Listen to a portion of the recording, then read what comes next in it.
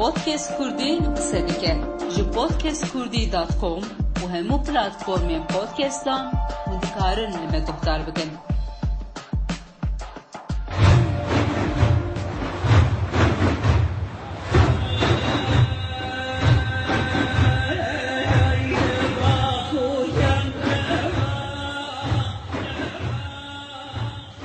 Dembaş guhdarên azîz yên podcast Kurdiyê ez rojnameger Gönül Gün.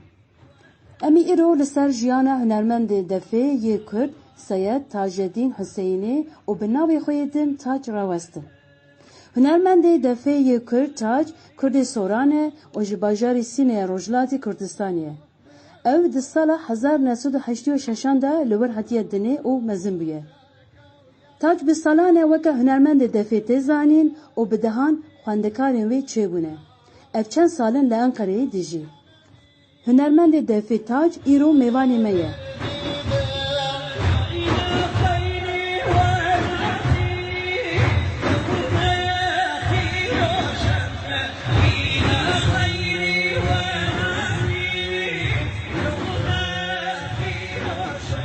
Tac, tu bi xêr hatî bernameya me. Em baş heval gelek spas Mariya va. Ez jî gelek xweşim ku li podcasta Kurdî îro beşdarî kirim. Te di emrê xwe yê 6 salî de dest bi lêdana defê kiriye. Tac, tu dikarî ji me re behs bikî te çawa di kîjan şert û mercan de dest bi lêdana defê kir? Malbata min malbatekî dînî û malbatekî tesawufî bûn. û li bajara me li bajara Sina gelek dergehê tesawufî heye. Dergehê derwêşên Qadirîye heye, Neqşibendî heye. û malbatê min jî diçûn bû yekek li wan dergehan ku bevîra dergeha Hac Seyid İbrahîm Kurdistanî dibêjin. Dergehekî pir mezin e û pir bi navûdeng e li bajara Sina. û sê birayê mezina min Saededdîn, Behâeddîn û Alâeddîn her sê wan rojane def lê dixistin. û min jî zaroka herî biçûka malê bûm. Em 7 zarokîn, 4 kur û 3 keçik. Yani 3 kur hatiye, 3 kiç hatiye pişa min hatime. Doan rojan de birayên mezina min def lê dixistin. û min jî merak dikirdim, zarokekî 4 salî bûm birastî. Di 4 salî de ez wisa yani be tebax û be tencere û be kitêb û pirtûk û mêz û îtir bi her tişt biketaye desta min lê dixistim wan rojane û pir meraqê min hebû. û çûnku birayê mezina min jî wan jî def lê dixistin, ez jî dixwastim wekî wan bim. Yani tiştek bû wekî teqlîd bû zêdetir. Heta ku yani çûnku zarokekî 4 salî îro tiştek hez dike, hez nake. Tiştek niye ku bimêne dilawî. Lê çûnku birayê min her dem lê dixistin li mal, ez jî meraq dikirdim û hez dikirdim ez yani xwe wekî wan pişan bidim. Li gora wî ez jî def lê xistin dest pê kirdim. Li umrê min 6 salî bû, ji bo yekem car bûm yekema Îran. û piştre jî def lê xistin bi avahiyekî din dest pê kir. Her ta ku umrê min bû be 15-16 sal. û li vir jî carekî din wisa wekî şorişek dîsa li hundirê jiyanê min çêbû, ez çûm hundira yani akademiya muzîk, wekî notenivîsandin, wekî note xwendin, ser note şuxlandin. Li vir jî yani gavekî din avêtim û heta îro jî berdewamîn. Şukur, keyfxweşim. Li Bakurê Kurdistanê û Tirkiyê ji bo defê Erbanê jî tê gotin û gelek caran navê Erbanê ji navê defê zêdetir tê bilêvkirin. Dikarî behsê etîmolojiya peyva defê bikî? Çavkaniya peyva defê ji ku tê? Peyva def gelek kes bi şaşî wisa difikirin ku def kelîme ya wişeyekî erebî ye. Ne, def ne erebî ye. Belê, îro def li hundira zimana erebî wekî fiil jî bekar tê, wekî nav jî bekar tê. Ew heye, rast e. Lê ku koka wê binêrîn, tiştekî din ji bo me derdikeve. Def em li dîroka wî ku dinêrîn, def wekî yekemîn amûra perkaşen li hemû dunya tê nirxandin û tê nasandin. Dîroka wî belkî vebgerê ji bo 12,000 sal berê. Yekem car mirov ji bo ew ku heywan bitirsîne û canê xwe rizgar bika, amûrê perkaşen çêkiriye, rîtim çêkiriye, lê xistiye ku heywan birevin. Êriş nekin serê wî. Ew qas bêjim ku vê prose berdewam dike, هەرتاکو شارستانیەتە سومەر ناوە دەف لە ڕۆژایی یەکەم هەرتا بەری سومەرژی ناوێوی تاپ بووە چما تاپ تاپۆ تەپ تەپ تەپ وانە هەمووی ناوێ دەف بووە چما لێ خستنە ئەو دەنگ و لە vê ئامور دەرکەتیە کرنە ناوێوی یعنی ئەو قاستشتەکە هێسن بووە ئەو دەنگە و دەرکەتیە لوی کرنە ناوێوی هەتا دەما سومر لە دەما سومر چەند حەب ناو تێگوهراندن ji بۆ دەف یەکەم بە داب دەست پێ دەکا داب دابۆ دەب دەبدەب دەبەدەب تەپ تەف و دەف هەرتا ئیڕۆ هاتیە اینجا لە هوندرە زمانە عەرەبی و ئەم دنێڕین زمانە عەرەبی بەڕاستی زمانێکی پڕ مەزنە یعنی زمانێکی بەڕاستی بەهێزە هەم لە ئالیە گرامەری و هەمژی لە ئالیە کەلیمە لێ کو لە کۆکێوی دنێڕین گەلێک کەلیمە هەیە لە زمانە عەرەبی و لە سومر چوویە هوندرە ئەو زمان و بوویە وەکی ناو یا بوویە وەکی وشە یا بوویە وەکی فعل حتا دەف یەکێک لەوانەیە کو ئیرۆ مەسەلا لە عەرەبیژی تێبەکارانیتن لە کووردا سۆران و لە فارس و هەر کەس دبێژێت دەف وانەژی لێ ئەربانە ئەز ئوسا دەفکرم کو بتەنێ لە تورکیا بەویرات بێژن ئەربانە چونکو مەسەلا من حتا لەگەل لە ئالیە ناوچەیەن باشوورە ئیرانژی گەلوانە ئاخافتمە عەرەب هەیە لە ڤرگەلێک ئالیە خوزستان و ئەهواز و واندەرانە گەلوانە ئاخافتمە مەسەلا لێکۆڵین کردمە سەرێوان وان بە دەف هەر تشتێکی دن دبێژن ئەلزەنجاری یا زەنجەری تشتێکی ئوسا مەسەلەن لەسەر دەفێدان یانەکو کەلیمێکی فول عەرەبیە ئەو تشتێک نابێژم لێ لە ئالیە ئەربانە لە تورکیا تێگوتن کو ئەربانە معنای ئەو چییە ئەو عەرەبەیە تشت هەیە هەسپ و عەرەبە لە کورمانجی باش نزانم چ دەبێژن بەویرە بەوانە بە تاییە وانە دەبێژن ئەڕابە یعنی کەلیمەکە لەڤرتێ گلۆڤەرە و تاییە لە ژێر ئەو عەرەبانەیە بەویرە دەبێژن ئەڕابە یعنی ئەربانە ئەز ئوزە دەفکرم یعنی ئەو تشکو من لێکۆڵین کردمە لە سەروی خوندمە ئەربانە یعنی شبهاندنە بە تاییە ئەو عەربانەی هەسپان وش بەروی یعنی تەکەرە عەرەبەیە هەسپان بەویرت بێژن ئەربانە لێ ئەگەر من ببێژم ینی لە گۆڕاوی وان تشتانەک و ئەز لێکۆڵینە کرمە پچکی تشت خوندمە کەلیمێکی ڕاست و دروست نییەش بۆ دەف ئاموریەکی گەلێک کەڤنە دیرۆکێکی پڕ درێژاوی هەیە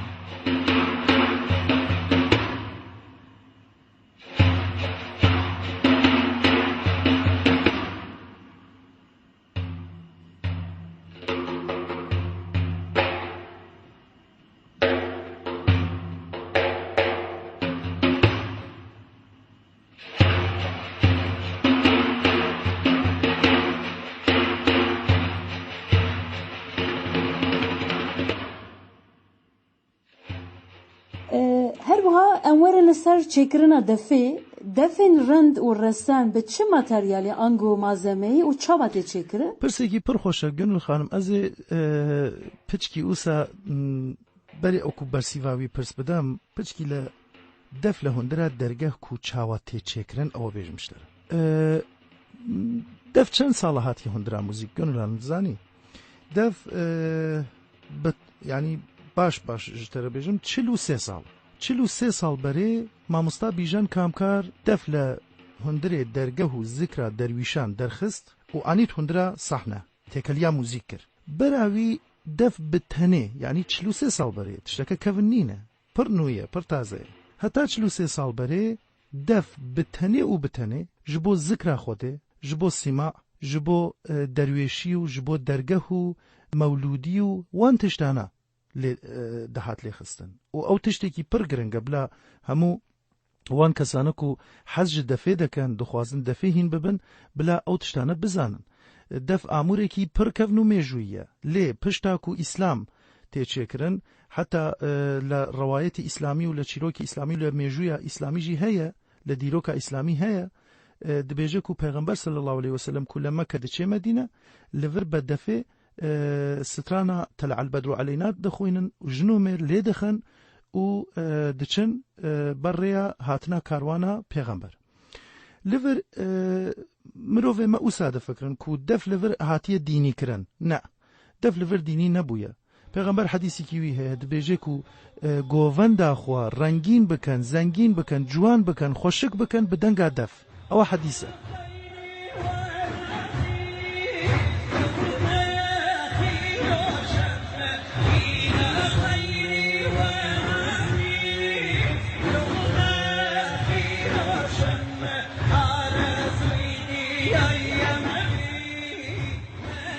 ئەمە تشتێک نینەکو بەمەرا بێژێک و بتەنێ و بتەنێ و بتەنێت بێت تۆ لەسەر دین لێخی نا مژار لەکی دەردەست پێ دەکا مژار لەڤر دەست پێ دەکا کو 1000 ساڵ بەرێ شێخ عەبدولقادر محیەدین غەوس گەیلانی طریقەتە قادریە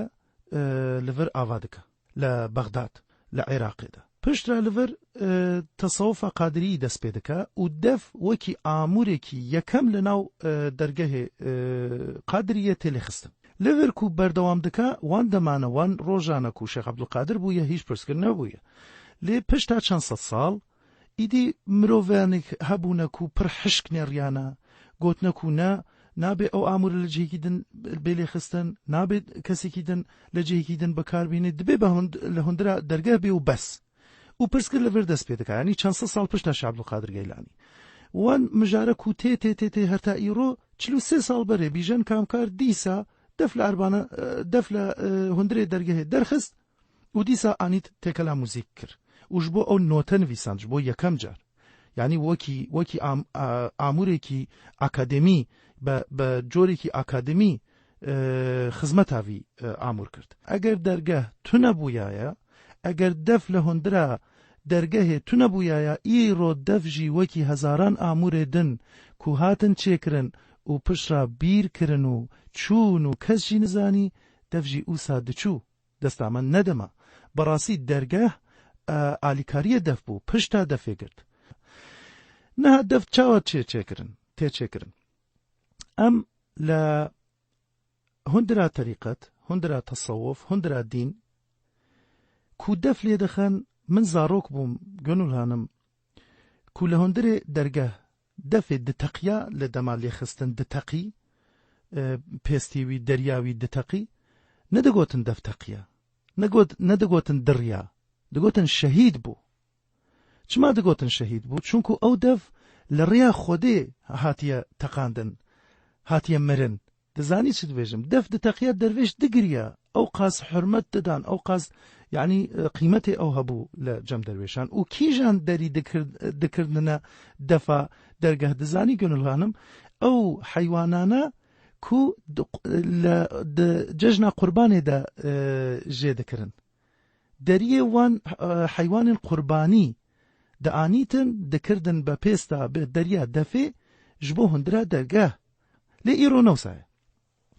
ئیرۆ gelek دەفێ جودا هاتنە چێکردن بە پلاستیک بە چەند جۆر تشتێک دن حتا بە جۆرێک قوماش هەیە قوماش بەوەژی دەفتێ چێکردن جوانکاری کردنە سەر چەمبەرێوی و ئەم کەمە دەبێژین تشتێ جوان چێکردنە نەقش و نیگار چێکردنە سەرەوی و gelek tiştê xweşik hatiye çêkirin lê hîn jî ew denge ku li defekî derî derdikeve li hîç defekî plastîkî dernakeve yanî ew deng û hîmase ew mezinbûne ew dîroke ku em behs dikin li sera def berastî li hundira defekî derî derdikeve hîn jî heye welê fiyata wî behaye gelek behaye û xwendikar jî زەحمەتە بکارێ بە دەفا دەری لێخە دەفە پلاستیکی بۆ خوێندکار گەلێک باشترە و ji ber wî yanî nizanim bêjim mixabin defa plastikî gelek zêde bûye. Li Rojhilatê Kurdistanê û bi taybet li bajarê Sînê gelek hunermend û muzîkwan derketine her wisa te di hepevîneka xwe de aniye ziman bajarê Sînê paytexta defê û heman demê de jî ya cîhanê biya de di çand û muzîka Kurdan da cihê defê çi ye? Cihê defê berastî yanî li her malbatێk yanî ku em biçîn meselen min çawa dibêjim li aliyê Kirmaşan muzîk coğrafiya gunûlan me ez ew bêjim ji te re mesela ez ê nimûneya İran bêrim tu li Luristan ku dest pê dikey tîjor li Luristan hemî kemançe lê dixin diçî aliyê rastê Luristan ku Esfahana li Esfahan ney zêde ye ku tî aliyê Kirmaşan tembûr e تیژ بۆ سنە و کوردستان دەفە دچی ئالیەکی دن ئامورێکی دنە هەر دەردچی لە جوگرافیەک ئامورێکی دیرۆکی هەیە مەسەلەن لەڤر لە تورکیا باڵاما ئوسایە لەڤر گەلێک کەس باڵاما لێ دەخا و ji بۆ باژارێ من ji بۆ سنە دەف ئامورێکی وسایە گەلێک کەس لێ دەخەن پیرکان لێ دەخەن ژنان لێ دەخەن زارۆک لێ دەخەن مەزن لێ دەخە گەنج لێ دەخە هەموو کەسێک لێ دەخە و لە ئالیە یونسکۆ چەند ساڵ بەرێ باژارە سنەوەکی پایتەختە دەفا هەموو جیهان هات تۆمارکردن هات قەیدکردن و بەڕەسمی ناوێ پایتەختە دەفا جیهان خستن سەر باژارێ سنە و بەڕاستی هەموو ئێمە چ لە دەستێمە هات ئەمێ کرین ji بۆ vê mijar بەلێ هونەرمەندی گەلێک هەبوونە هونەرمەند هەم لە باژارێ سنە هەم لە ڕۆژهەڵات بەگشتی گەلێک هونەرمەند سەر هەڵدانە هەم کەڤن هەم نو مەسەلا ئەم سێد عەلی ئەسغەر کوردستانی بەلکی ناوێوی بەهیست بێتن ئەو خەڵکی باژارێ سنەیە ماڵباتێ کامکاران ماڵباتی یوسف زەمانی عەندەلیبی و گەلێک کەسێدن کو نەها زێدەنای بیرامن وانە هەر کام لەوان بەڕاستی خزمەتێکی گەلێک مەزن کردنە بە گەلا خۆ بە موزیکا کوردی و هینجی بەردەوامە و پچکی دچین ژوور لە باژارێ سنە حەسەن زیرەکێمە هەیە حەمەی ماملێ هەیە قالەمەڕە هەیە و گەلێک کەسێدن ئاخامە ئاخێکی هونەری بوویە بەڕاستی یعنی بە درێژاییە هەموو دیرۆک و دنێڕی گەلێک هونەرمەند لەڤر هاتنە هۆلێ و زەحمەتێ خۆشی کشاندنە هەلومەرج باش نەبوویە ڕەوش باش نەبوویە هیچی باش نەبوویە هیچی باش نییە بەریژی ئوسا بوویە نەهاژی وسایە لێ تشتێک و مرۆڤ کەیف خۆش دەکا ئەوەیە کو دوان ڕەوشێ سەخت لەوان ڕەوشێن گران وان هونەرمەندانە دەست لە هونەرێ خۆ بەرنەدانە ئەگەر وانژی بگۆتایەن یا ڕۆژەکە باش نینە ئابووری خراپە نزانم سیاست ئوسایە ئەمژی لێ ناخین ئەمژی ناخوێنین ئەمژی نابێژین ئەمژی موزیک چێ ناکەین ئەو دەمان ئەم ئیڕۆ هیچ چێمەتو نەبوو مامۆستا حەسەن زیرەک خوێندن و نویساندن نەدەزانی نکاریە ناوێ خوا بنویسێ بە قەلەمێکی دەستی لێ نێزیە 6,000 ستران چێکریە مامۆستا حەسەن زیرەک وانە بەڕاستی من دکارم بێژم مۆزارتا کووردە حەسەن زیرەک یعنی ئەگەر کەسێک خۆدی دەربکەتای لە حەسەن زیرەک ئەگەر بەڕاستی ئاکادمیەک ببوایە حەسەن زیرەک وان ڕۆژانە بچوایە لەڤەر موزیک هین ببوایە لە ئالیەکی ئاکادمی هین ببوایە ئایا حەسەن زیرەک نەدەبوو مۆزارت کیت زانی وەلی مخابن ڕەوشێ سیاسی و ڕەوشێ vê navçe wekî welatێکی یعنی ئوسا ku ڕەوشێوی gelek baş nebûye wan demanayê Hesen Zîrek mixabin rêya wî girt û nehêşt ku ser bikeve zêdetir li ew tişt ku heye destê me. Tu şeştaliya xwe pê ve defê dixî û bi awayekî pisporî bi salanê vî karî dikî. Biya te cudahî û taybetiya defê bo te çi ye û wekî din ji bilî defê enstrûmanên muzîkê yên din lê dixî yan dijenî. Def li zarokeyetiya min tiştek bû ku belkî wisa bibêjim ji bo xwe derxistin ji bo ku tu hêza xwe derxî yanî xwe biselmînî ku bibêjî ez wisa me ez keskî jêhatî me lê ku piçkî mezin bûyîn û li dema genciyetî heta ku niha yanî li nêriyana min bi def guheriya îdî ew tiştekî wekî pêşbir ku min li falan baştir lê dixem û ew li ew baştir lê ew tiştanî îtir namêne li navendira mêja mirov ku piçkî zêdetir dunya dibînî û piçkî zêdetir tecrübeyê tu dibê wan tiştane cihê xwe digohrîne hindek tiştê din tête mêja mirov def ji bo min niha berastî wekî amûrek bi tenê nayê nêrîn wekî hevalêk e belkî ku li dema sext û dijwar û xerîbî û vê bajar û ew welat û ew cih û ew der û li her der cem min bûye û engav bi engav heta îro berastî min cê nehîştiye û hezaran hezar car xwedê şûkir bikim dîsa jî kêm e ku vê heval hevalekî rastî ye hevalekî berastî xoşewîst e rîtim ji bo min bi def dest pê kirt ئامورێدن کو لێ دەخەم من ئامورێ ریتمی گەلێک لێ دەخەم وەکی دەهۆڵ وەکی دایرە وەکی بانگۆز وەکی کۆنگا کاخۆن ئۆدۆ هەنگ درام و تۆمبەک زەرب زورخانە وانە هەمووی لێ دەخەم بەندیر و گەلێک تشتێدن نابەرکی نێتە مێژە من وانە لێ دەخەم وەلێ دەرڤەی ئامورێن پێرکاشن ئەز سێتار لێ دەخەم پچکی کەم نەزێدە ji بۆ خۆم لێ دەخەم باشە خۆشە جوانە ئیدی ji بۆ ئیشە ئارێنژ و وان تشتانە چێکردنا موزیک پیانۆ و کلاڤیە لێ دەخەم ji بۆ ئاکۆرد و ئەو ئیشە ئارێنژ وان دەرانە پیانۆژی لێ دەخەم پچکی کەم تاج تو وەکە هونەرمەندێ دەفێ هونەرمەندێکی gelek بەرهەمداری û gelek xebatên din jî dikî ez dixwazim em hinekî li ser van xebatên te jî baxivin te li Enqereyê çend sal berê orkestraya defê ava kir û heman demê te kursên fêrkirina defê vekir û gelek şagirdên te çêbûn dikarî hinekî behsa van xebatê xwe jî bikî li Ankara neha nêziya 9 sal 10 sala belkî 9 sala ez ê li Ankara me li vir gelek xwendikar hatin cem min ji bo hînbûn ji bo def gelek keçik zêdetir li kur kem hatiye welê kur jmarê wan li keçikan gelek kemtir bûye û belkî li vir nêziya 300-400 kes hîna def bû bêtin li Tirkiye belkî 500 jî û min dema xwe berê ew ku bêm Tirkiye ez ê li Herêma Kurdistan jî bûm li vir jî çend sed kes hatin cem min li vir jî wan hîna devkirim û li Îran jî bûm li Îran gelek zêdetir xwendikarê min hebûn û li Ankara jî çûnku amûreke ku ji bo gelê yanî Tirkiye amûrekî cuda ye nedîtine û hez dikirdin yanî bevê kultûr bevê deng bevê avahî ku tê lê xistin û gelek kêfa wan diçe û berê heta berê pandemiyê yanî ew kursê min û ew cê hînkirina min gelek qerebalix bû welî di pişta pandemiyê 2 sala heta em mecbûr bûyn ew ceha xwe jî qepat kirîn min cehekî xwem hebû debedeb akademî mixabin ji bo vê rewşa koronayê em mecbûr bûyn ku vê der jî qepat bikîn derî wî bigirîn û niha jî ders dibêjim lê li çend cihê din ders dibêjim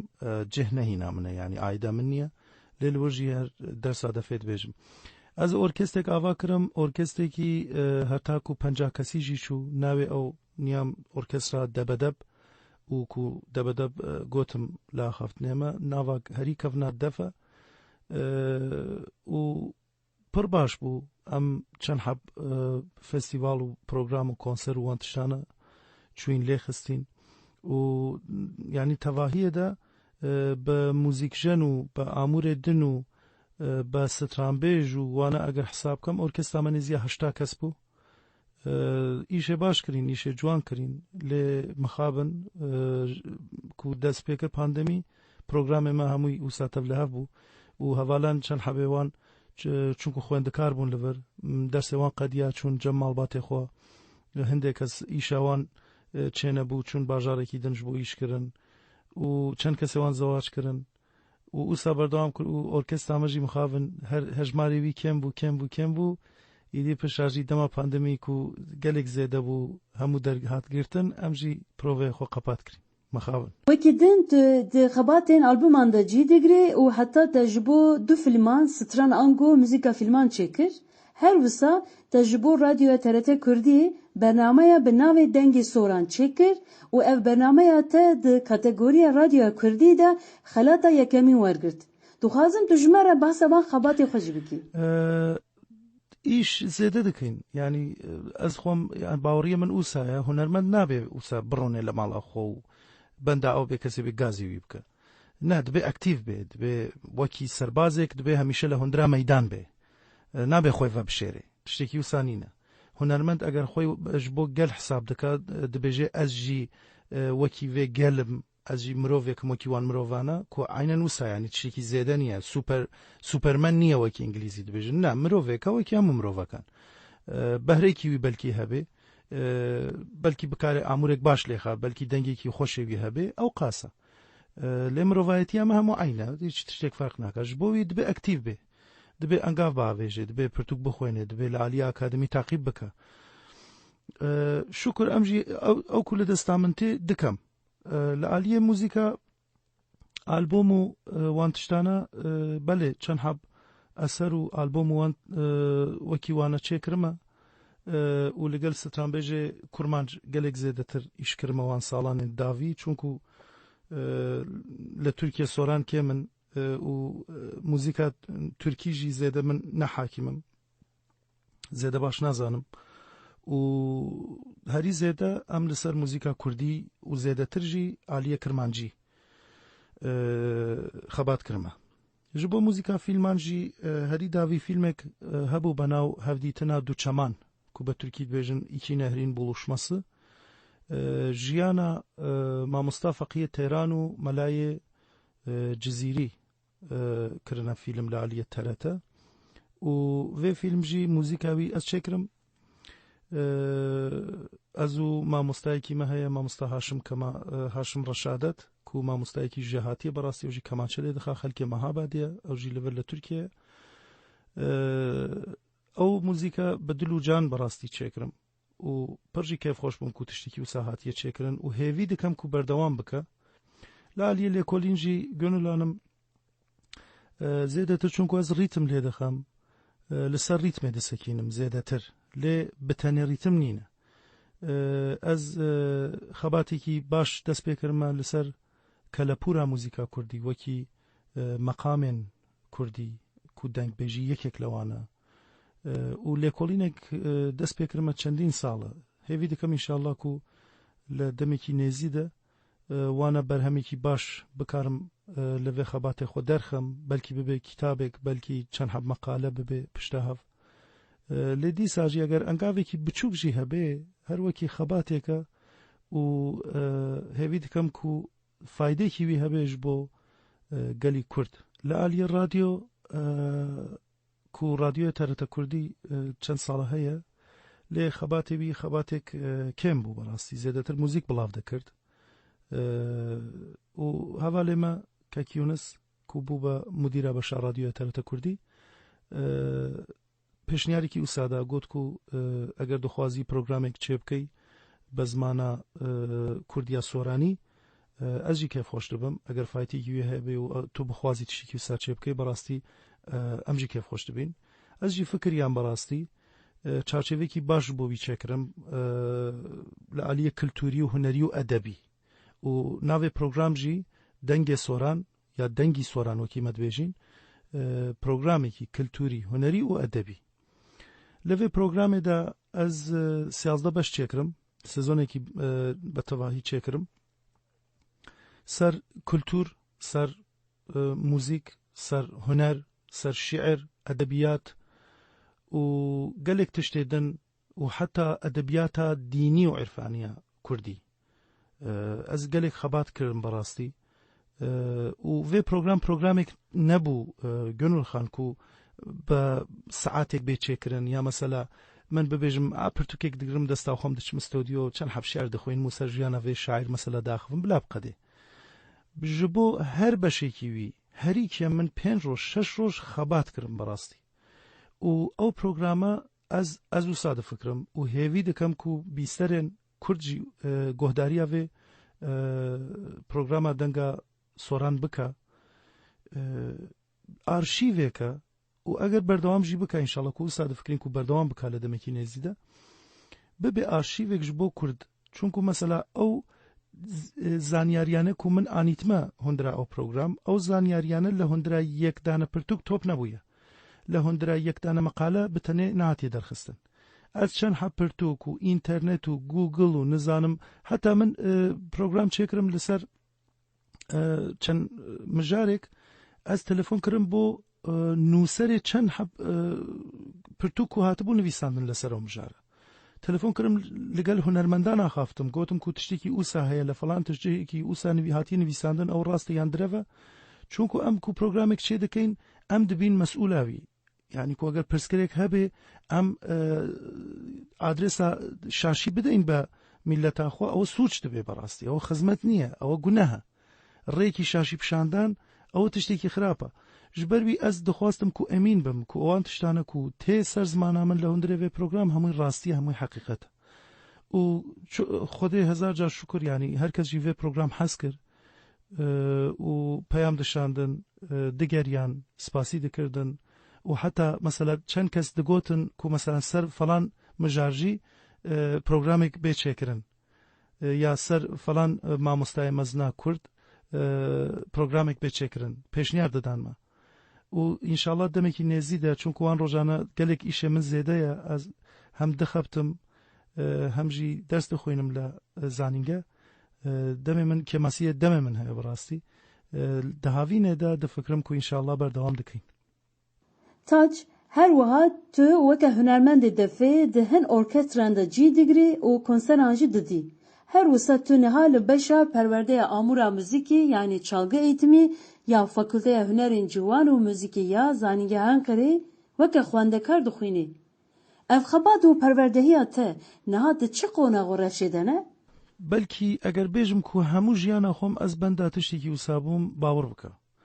Hemû jiyana xwem ku di zaroketiyê de heta ku îro ez hêviya min hebû ku li Alî Akademî Muzîk bixwînim. Lê şert û mercên Îran û ew hikûmete ku bi rastî dij be huner û hunermend e begiştî û ne bi tenê ji bo hunera Kurdî ya ne dij be huner e êsa hunera kiye hîç ferq nake. Huner li Îran yanî li aliyê hikûmet bi tiştekî xirab tê nêrîn û li hundirê ew şert û merc em nedikarîn biçîn muzîk bixwînin. û muzîk jî eger bixwendayî li Îran belê zanîngehê muzîk heye li Îran jî konservatwar heye lê eger bixwendayî jî sibe tu yanî luqmeyekî nan tu nebû ku bîxwî cihek tu nebû ku îş bidate wekî muzîsyenek yanî paşa roja to tarî bû ji ber wî menteqê wî tu nebû ku tu biçî li zanîngeh muzîk bixwînî li Îran. Ew hesret hemû car li dilê min bû. Heta sala berê ez navê xwe nivîsandim û ketim navê wî bi Tirkî bibêjim ku avalan hemûyan fam bikin Özel Yetenek Sınavları li Zanîngeha Muzîk û Hunerên Ciwanên Ankara. Ketim vê sınav û şukir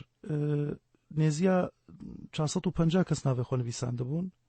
û nêziya 25 kes hatin girtin yek li wan 25 kes min bû û gelek kêfxweş bûm bi rastî ku ew hesreta zaroketî ku heta ku niha heye ez gehîştim. Li mamostayê xwem gelek razîm. Bi rastî mamostayên me gelek kesê jê hatîne û kesêkin ku ez zêdetir li muzîk û hîn dibim li wan bi rastî exlaqê wan ez aşiqa exlaqê wan bûme. Evînê exlaqê wan çûye dila min bi rastî. Mesela navê wan bibim bila mamosta Sinan A Yıldız heye û kesekî gelek bi nav û deng hemû muzîsyenên Tirkiye belkî wî nas dikin ya da Doktor Erberk Eryalmaz heye nêziya me hêberê xelatê geremî ku mezintirîn xelata muzîka hemû dunyaya mamosta Erberk xelatê geremî girt ji bo albomekî muzîk û çêkiribû û gelek mamostaya dinê me heye. Bi rastî ew şansekî pir mezin bû û gelek kêfxweşim. Min ha li vir lîsans dixwînim salê yekemîna min qediye ye û înşallah ku berdewam dikim û bi dil û can jî berdewam dikim. Min hem dixwînim hem dixebtim hem malbat heye jin heye zarok heye û ders didem li derve û gelek tiştê din heye çalakiyê din heye ku beşdarî dikim. Lê ew qas aşiqa ew mijarim li Hundra Üniversite zanînge tiştek wekî westiyan nayete dil û canê min. Ez dixwazim werim ser babeteke din jî tu Kurdekî ji Rojhilatiyê û di daviya sala 2013 de hatiye Enqereyê û bi salanê li vê bajarê dijî. Gelo sedema hatina te çi bû? Gönül Xan ez dibêjim yanî mijareke dibêjim bi giştî lê zêde naçim hundira mijareke. Ez ji bo direvekî hatim Tirkiye. Ji bo direvek hatim Tirkiye û sozekî direv. Lê îdî venegeriyam. Ew îş nebû, direv bû. Lê Kurd tiştekî xweş dibêje. Dibêje swarbûn eybêk e, peyabûn du eyb e. از جی سوار بوم ای به خو کربوم گوتم بلا نکم دو لور مام بله ترکی نزانیم با انگلیزی دا خافتم و لور جی انگلیزی زده بکار ندانیتن و شکر دیسا گوتم دف حواله منه لوان روژن گران لوان روژن غریبی لوان روژه بتنبون کو تو حتی زمانك نازانی کو گل دو کس باخه فی تکلیک چه بکی لوان روژانه دف براستی حوال بو من پیا کرد بو زمان من بو دوست من و ایش بو من پیا کرد قازانج دست خستم دبار خود چه کرم و همو تشتیکی من بدف هات چه کرم و لور مام و قسمت و نصیب لور زواج کرم خانما من خلکی دیار بکری از زوای دیار بکریانم لور صلاح دویجم جبو همو صاوی جبو همو خلکی دیار بکر براستی باجارێکی جوان مرۆڤێکی دەلال خانما من خەڵکی لەوەرە و کەچکەیەکی من هەیە کەچکا منژی 4 ساڵ و نیوە ناوێوی ڕۆزایە ئیتی لەڤەر مام ژیان و هەموو تشتێک هەر لەڤەر چێکرم و شارێک هەیە لە حافز شیرازی گەلێک جار تێمێژا من بەڕاستی دەخوازم بە کوردی معنیەوەی ژۆرە ببێژم دەبێژێک و ئەگەر خۆتێ بخوازێ دژمنێ تە دبێ خێر ji bo te eger xwedê bixwazê îtir ew kes jî ku gel me direv got ew kes jî ku sozekî direvî de min nabêjim dijmin lê bû be xêr bo min û ew xêra ew spasiya ew dikim li herkî derheye înşallah xwedê jiyanekî pir baş bidawî çûnku min na hîç şikayetêkim niye li vê roj keyf xweşim نها یا اخفتنا تگلک باشه براستی مر بساعتن دکاره و صحبتی بردوام بکه تا جبو کو بشتاری برنامه یامه بویی از گلکی که خوش بوم براستی صحبت گله خوش چی بو سپاسیات دکم مالاتاوا هر هبی مجی سپاسیاوا دکم تو هر هبی گونل خان سرچاوم بله گهتارین عزیز یین پودکست کردی ام هاتن داویا برنامه یا خو حتی برنامه گدن بمینین دخوشی دا دم باش